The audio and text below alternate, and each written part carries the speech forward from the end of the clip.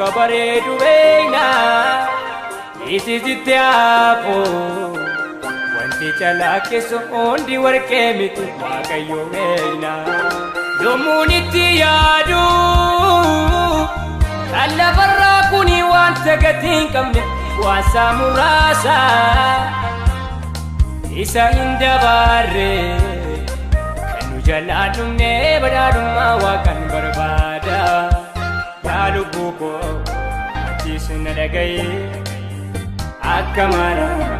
miidha gooftaa kee jala taa'i maaltu dhabame hunduu jira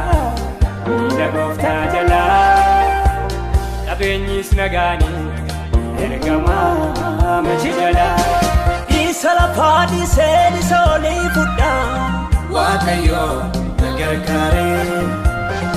kakuu baay'een qabaa isuma eeggadhaa waaqayyo na gargaaree wanta sitti hafuufan of hin dhiphisu waaqayyo na gargaaree gonficha fudhachuufan of haa qopheessu waaqayyo na gargaaree hunduu guutee jira mana abbaa koo keessa waaqayyo na gargaaree inni kanaafu an isuman cimsa waaqayyo na gargaaree isa lafaa dhiisee isa olii fudhaa waaqayyo na gargaaree kakuu baay'ee qaba isuman eeggadhaa waaqayyo na gargaaree wanta asitti hafuufan of hin dhiphisu waaqayyo na gargaaree gonficha fudhachuufan of haa qopheessu waaqayyo na gargaaree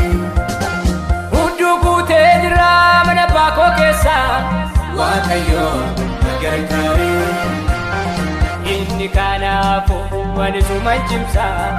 waaqayyo na gargaaree waaqayyo waaqayyo na gargaaree waaqayyo kootu na gargaari waaqayyo na gargaaree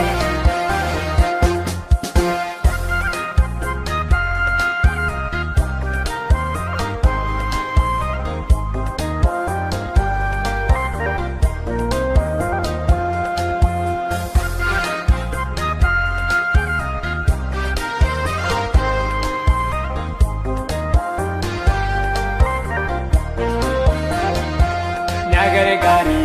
yawakaku asimani mangabu ofi koti dono jetu dande nifkatu kanabe kanam tawurine anni sera nifkatu wae ko pasiti sera yamanage jiratu subalinga wayaga machu dabu zargatus kanaboda siwajna waya lubbuun koo sirraa argate booda siwajna waya wanta lafaan ofiin madaadoo siwajna waya sumakaa kan hundanaaf taadoo siwajna waya waan darbulaalee toonni fadhoo siwajna waya sumakaa kan dhaggeeffadhoo siwajna waya siddii seeraa mani waa'ee koo siwajna waya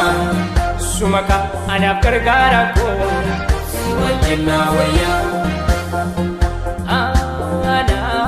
siwajna waya sumaka abbaa kooti siwajna waya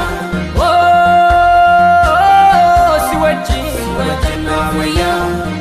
ana siwajna waya Waya siwajna waya siwajna waya siwajna waya siwajna